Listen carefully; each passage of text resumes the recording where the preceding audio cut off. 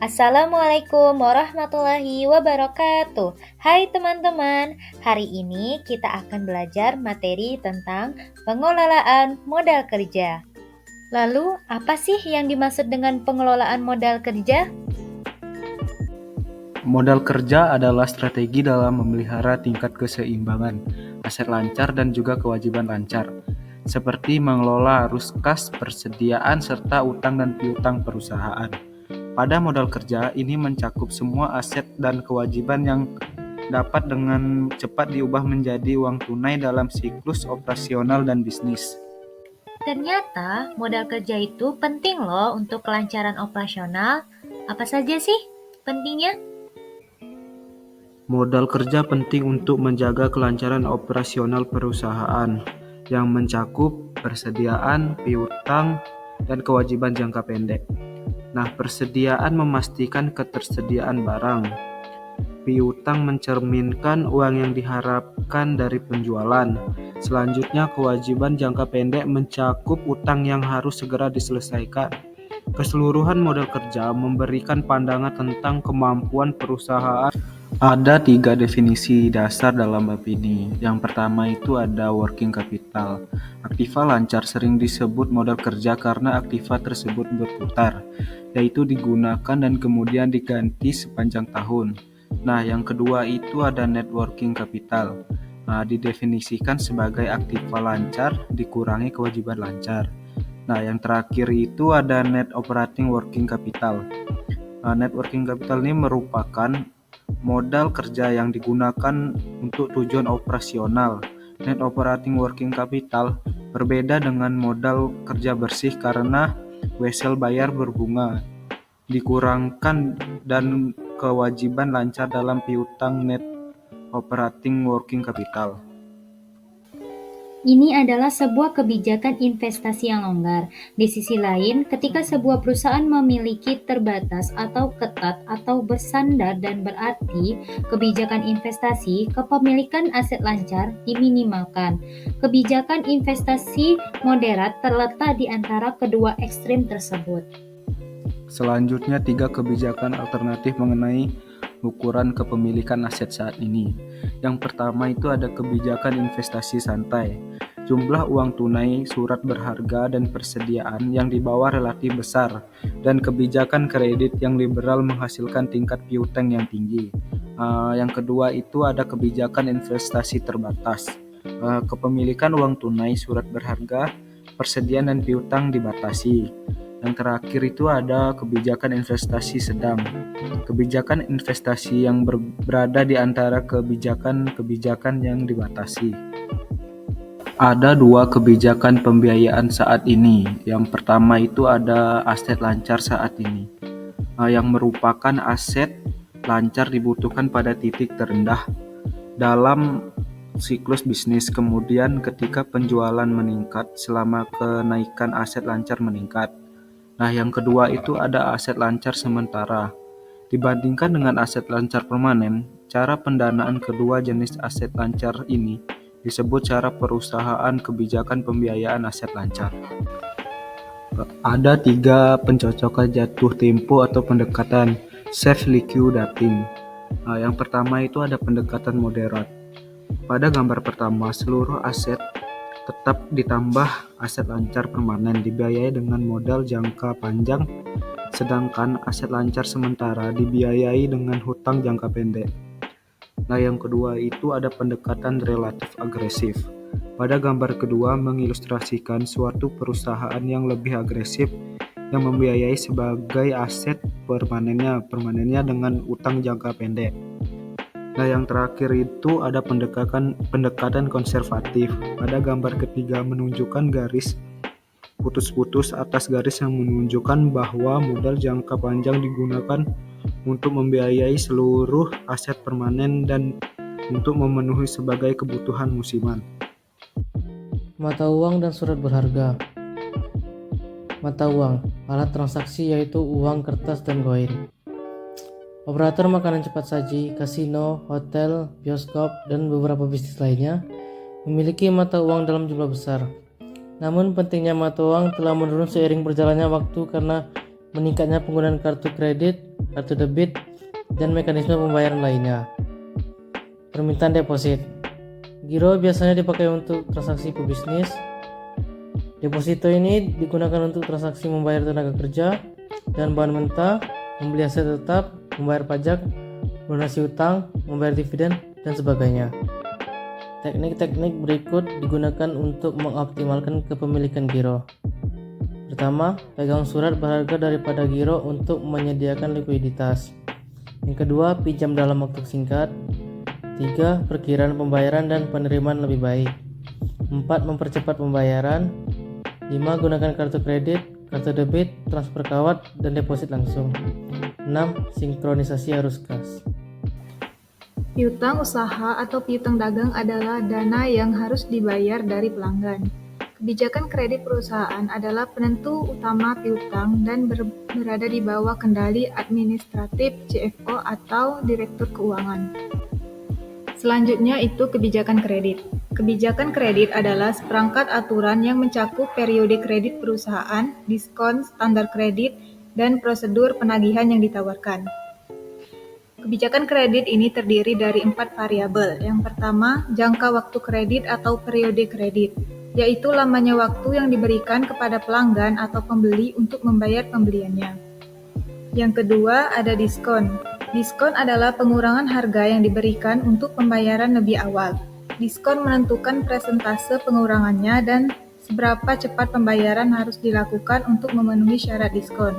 Namun, diskon juga berarti harga yang lebih murah dan pendapatan yang lebih rendah, kecuali yang terjual itu banyak dan cukup untuk mengimbangi penurunan harga. Maka dari itu, manfaat dan harga diskon harus seimbang ketika kebijakan kredit diterapkan. Yang ketiga itu ada standar kredit. Hal ini mengacu pada kriteria yang dipakai perusahaan untuk menyeleksi siapa saja yang diberikan kredit dan berapa jumlahnya. Jika standar ditetapkan terlalu rendah, kerugian akibat piutang tak tertagih akan terlalu tinggi. Di sisi lain, ketika standar ditetapkan terlalu tinggi, maka perusahaan bisa kehilangan penjualan dan keuntungannya. Jadi, sama seperti diskon tadi, keseimbangan harus dicapai antara biaya dan manfaat dari standar kredit yang lebih ketat. 4. Kebijakan pengumpulan, yaitu mengacu pada prosedur yang digunakan untuk menagih piutang yang telah jatuh tempo, termasuk ketangguhan ataupun kelemahan yang digunakan dalam proses tersebut. Menentukan dan melaksanakan kebijakan kredit. Kebijakan ini penting karena 3 alasan utama. Yang pertama, kebijakan ini mempunyai pengaruh yang besar terhadap penjualan. Yang kedua, mempengaruhi jumlah dana yang terkait pada piutang. Dan yang terakhir, berpengaruh terhadap kerugian piutang tak tertagih. Laporan kredit mencakup jenis informasi berikut. Pertama, ringkasan neraca laba rugi. Kedua, sejumlah rasio utama dengan informasi tren. Yang ketiga, data yang diperoleh dari pemasok perusahaan menunjukkan apakah perusahaan tersebut membayar dengan cepat atau lambat, dan apakah perusahaan tersebut baru-baru ini gagal melakukan pembayaran apapun. Yang keempat, deskripsi verbal tentang kondisi fisik operasional perusahaan. Yang kelima, deskripsi verbal tentang latar belakang pemilik perusahaan, termasuk kebangkrutan, tuntutan hukum, atau masalah penyelesaian perceraian sebelumnya. Yang terakhir, rangkuman peringkat mulai dari A untuk rasio kredit terbaik hingga F untuk perusahaan-perusahaan yang dianggap kemungkinan gagal bayar. Pemantauan piutang rekening. Jumlah total piutang usaha yang beredar pada suatu waktu tertentu ditentukan oleh volume penjualan kredit dan rata-rata jangka waktu antara penjualan dan penagihan. Jika penjualan atau periode penagihan berubah, maka piutang juga akan berubah. Jika manajemen tidak berhati-hati dan malah melakukan penjualan kredit kepada pelanggan yang cenderung lambat membayar atau tidak membayar sama sekali, hal ini dapat menyebabkan kredit macet. Salah satu teknik pemantauan yang mudah digunakan adalah DSO, yaitu Day Sales Outstanding. Di bawah ini adalah rumus dari DSO, yaitu hari penjualan luar biasa sama dengan piutang dibagi rata-rata penjualan per hari sama dengan piutang dibagi penjualan tahunan per 365 hari.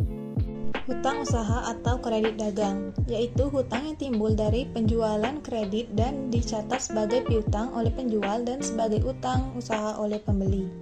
Kredit perdagangan ini termasuk kategori hutang jangka pendek terbesar, mewakili 40% dari rata-rata kewajiban lancar perusahaan. Kredit ini merupakan sumber pembiayaan spontan dalam artian itu muncul secara spontan dari transaksi bisnis biasa. Ada dua jenis kredit perdagangan. Pertama, kredit perdagangan bebas, yaitu yang diperoleh tanpa biaya dan terdiri dari seluruh kredit perdagangan yang tersedia tanpa potongan harga. Dua, kredit perdagangan yang mahal adalah kredit perdagangan apapun yang melebihi kredit perdagangan bebas. Materi yang selanjutnya ialah pinjaman bank. A. Catatan perjanjian. Dalam catatan perjanjian ini yang pertama itu ada jumlah. Nah, jumlah di sini maksudnya ialah jumlah yang dipinjam sudah terindikasi. Lalu yang kedua itu ada kematangan atau jatuh tempo. Nah, meskipun bank memberikan pinjaman dengan jangka waktu panjang, sebagian besar pemberian pinjaman mereka berbasis jangka pendek. Perbedaannya, pinjaman jangka panjang selalu memiliki tanggal jatuh tempo tertentu, sementara pinjaman jangka pendek mungkin atau mungkin tidak memiliki tanggal jatuh tempo yang ditentukan.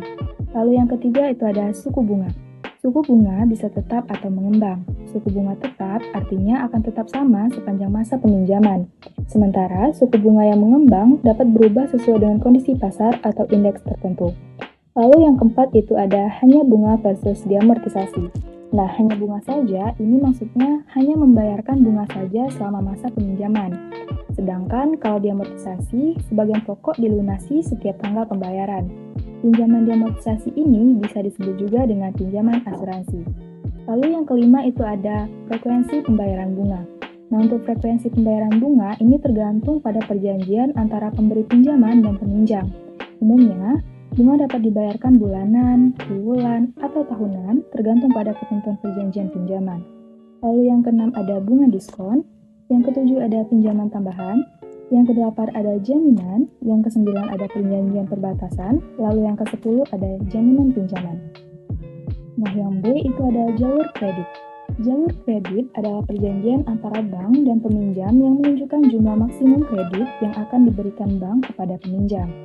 Lalu yang C itu ada perjanjian kredit bergulir. Nah, untuk perjanjian kredit bergulir ini adalah jalur kredit formal. Perjanjian kredit bergulir mirip dengan jalur kredit informal. Namun, dengan satu perbedaan penting, yaitu bank mempunyai kewajiban hukum untuk menghormati revolving perjanjian kredit dan menerima biaya komitmen. Lalu yang D itu ada biaya pinjaman bank. Nah, biaya pinjaman bank ini bervariasi untuk berbagai jenis peminjaman pada suatu waktu tertentu dan untuk semua pinjaman dari waktu ke waktu, tergantung pada kondisi ekonomi dan kebijakan Federal Reserve. Ketika perekonomian lemah, permintaan pinjaman biasanya lesu, inflasi rendah, dan The Fed menyediakan banyak uang untuk sistem. Sebagai hasilnya, suku bunga semua jenis pinjaman relatif rendah. Sebaliknya, ketika perekonomian sedang booming, permintaan ramping yang sangat kuat dan membatasi jumlah uang beredar untuk melawan inflasi, dan hasilnya adalah tingkat suku bunga yang tinggi. Lalu materi selanjutnya ialah kertas komersial. Nah, kertas komersial ini adalah surat promise yang diterbitkan oleh perusahaan besar dan kuat. Paling sering berupa lembaga keuangan yang ingin meminjam dalam jangka pendek. Sebagian besar surat berharga yang beredar diterbitkan oleh lembaga keuangan. Perusahaan dan keuangan juga menerbitkan banyak surat berharga. Namun, umumnya mereka lebih bergantung pada pinjaman bank untuk pendanaan jangka pendek. Selanjutnya ialah akrual atau kewajiban yang masih harus dibayar.